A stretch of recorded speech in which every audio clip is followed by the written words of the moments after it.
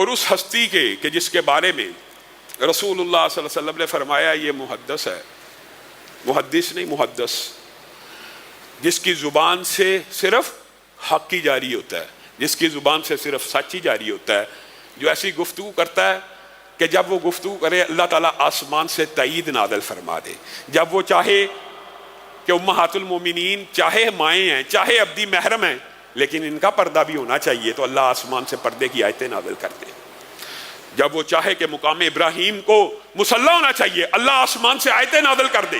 وہ ہستی اتنی جلیل القدر، اس کا کیا مزاج ہے، اور ہمارا اور آپ کا اور معاشرے کے اندر لوگوں کا کیا مزاج ہے؟ حدیث پیش کر دو، حدیث تو ٹھیک ہے، جب یہ جو جملہ یہ بڑا خطرناک ہے، حدیث تو ٹھیک ہے مگر اس مگر کے اوپر تف ہے، حدیث ٹھیک ہے تو بس قبول کر، بات مان لے، یہی صحابہ کا مزاج ہے اور یہی امت کا مزاج ہونا چاہیے۔ حضرت عمر نے جب ریاست بہت پھیل گئی، سلطنت پھیل رہی ہے، بہت سے آپ کو پتہ اجتہادی فیصلے ہیں، آپ آرڈر کر رہے ہیں، پتہ لگا کہ ڈاکو ہیں، چور ہیں، لڑائی جھگڑے ہوتے ہیں، دیتوں کے معاملے ہیں، ہاتھ کا کسی نے کاٹ دینا، یہ اس طرح کے معاملات چل رہے ہیں، تو حضرت عمر نے اپنے اسلامی ریاست کے قاضیوں کو ایک آرڈیننس پیش کیا، جاری کیا، کہا مجھ تک یہ حدیث پہنچی ہے کہ ایک ہاتھ کے کٹ جانے کی جو دیت ہے وہ 50 اونٹ ہے، میں عمر اس حدیث کی روشنی میں ان ہاتھوں کی انگلیوں کو تقسیم کرنا چاہتا ہوں۔ کیس آ رہے ہیں کہ ایک کی ایک ہاتھ تو نہیں کٹا، انگلی کٹ گئی ہے، 2 انگلیاں کٹ گئی ہیں۔ حضرت عمر نے کہا میں نے غور کیا، میں نے بڑا غور و فکر کیا ہے کہ اس ہاتھ کی 5 انگلیوں میں مجھے سب سے طاقتور انگوٹھا نظر آتا ہے، اور یہ بات حقیقت بھی ہے، انگوٹھا سب سے طاقتور ہے، مضبوط ہے، گرفت میں، پکڑنے میں، کام آنے میں، اس کی دیت میں 15 اونٹ مقرر کرتا ہوں۔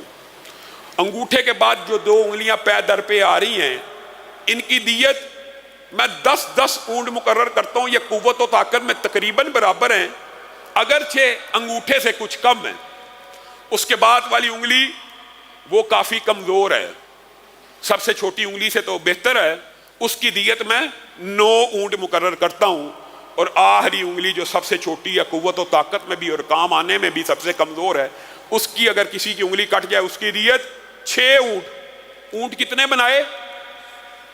اونٹ 50 ہی بنائے، انگوٹھا 15، ساتھ والی 2 انگلیاں 10، ساتھ والی انگلی 9 اور آخری انگلی 6، اونٹ 50 ہی بنائے ہیں۔ رسول اللہ کی حدیث بھی 50 کی ہے۔ آرڈیننس جا رہے ہیں، قدرتی بات ہے، مصر کے قاضی کے پاس، چیف جسٹس کے پاس جب یہ آرڈر پہنچا، اس نے عدالت میں پڑھ کے سنایا کہ آج کے بعد ریاست کا قانون یہ ہوگا۔ عوف بن مالک پاس بیٹھے ہیں، انہوں نے کہا ذرا رک جا، ابھی تو نے کوئی کیس آیا، اس کے اوپر امپلیمنٹیشن، اس کو لاگو اور جاری نہیں کرنا، میں ذرا کہاں بیٹھے میں مصر میں ذرا عمر سے بات کر کے آتا ہوں اور میں اس سے پوچھتا ہوں عمر نے یہ آرڈیننس کیسے جاری کیا، کس اصول کے تحت، کس دلیل کے تحت جاری کیا۔ عوف بن مالک مصر میں بیٹھے ہوئے، یہ صحابہ ہیں جن کو حدیث کی قدر و قیمت کا احساس ہے، گھوڑا دوڑاتے ہوئے تیزی سے منزلوں کی منزلیں سفر کرتے ہوئے حضرت عمر کی بارگاہ میں حاضر ہو گئے۔ حضرت عمر سے سلام دعا کی، کہا عمر آپ نے آرڈیننس جاری کیا ہے؟ جی کیا ہے، انگوٹھے کے 15 اونٹ، ساتھ والی انگلیوں کے 10، پھر 9، پھر 6، یہ آرڈیننس آپ نے کس دلیل کے تحت جاری کر دی ہے؟ یہ آپ کے پاس اس آرڈیننس کو جاری کرنے کی کیا دلیل ہے؟ یہ شریعت ہے۔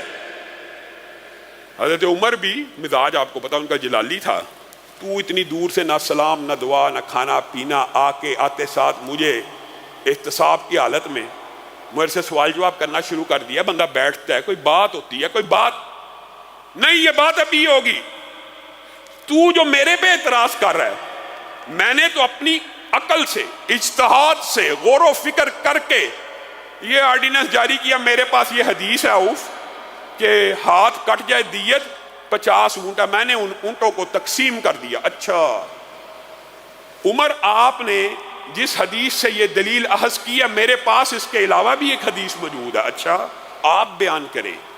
کہا یہی مدینہ تھا، میں رسول اللہ کی بارگاہ میں بیٹھا ہوا تھا، رسول اللہ صلی اللہ علیہ وسلم نے کہا تھا الا ان الاصابع فی دیت سوا، الا ان الاصابع فی دیت سوا، انگلیاں قوت و طاقت میں برابر نہیں ہیں لیکن دیت میں برابر ہیں۔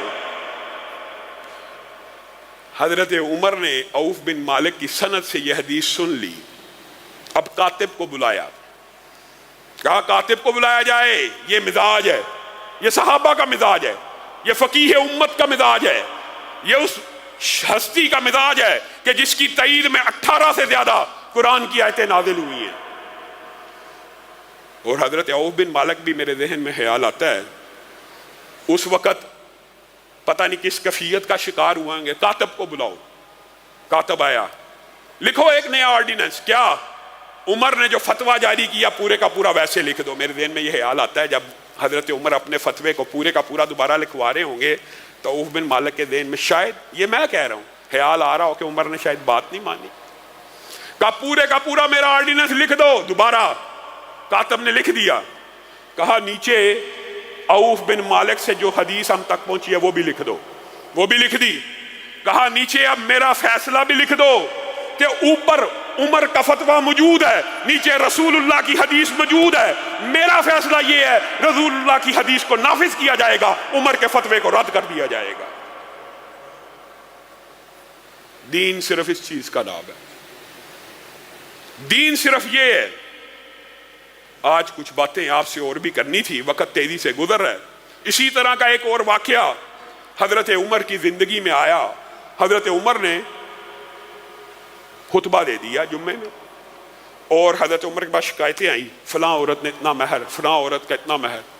حضرت عمر کو غصہ آ گیا کہ یہ مہر اتنے مہنگے ہوتے گئے تو معاشرے میں تو زنا بڑھ جائے گا، معاشرے میں تو برائی عام ہو جائے گی۔ حضرت عمر نے ٹھیک ٹھاک عورتوں کی سرزنش کی اور کہا جو مہور ہے نساء کے، ان کو اتنا غالی مت کرو، ان کو اتنا مہنگا مت کرو، میں عمر اتنے اتنے درہم، بعض روایات میں 400 درہم تک مقرر کرتا ہوں، اس سے اوپر کوئی عورت اپنا مہر مقرر نہ کرے۔ حضرت عمر منبر سے اترے، ایک قریشی خاتون ہے، انہوں نے کہا عمر آپ نے قرآن نہیں پڑھا ہے۔ کون کہہ رہا ہے؟ ایک عام عورت قریش کی۔ کس کو کہہ رہی ہے؟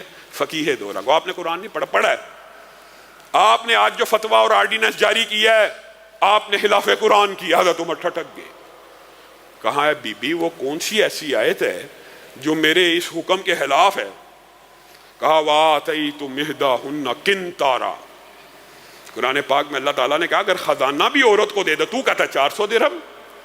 آپ عورتوں کے مہر کے اوپر روک ڈالنا چاہتے ہیں، جبکہ اللہ تو کہتا ہے چاہے خزانہ بھی مہر ہو مقرر کیا جا سکتا ہے۔ حضرت عمر نے کیا کہا؟ اڑ گئے، ضد بنا لی۔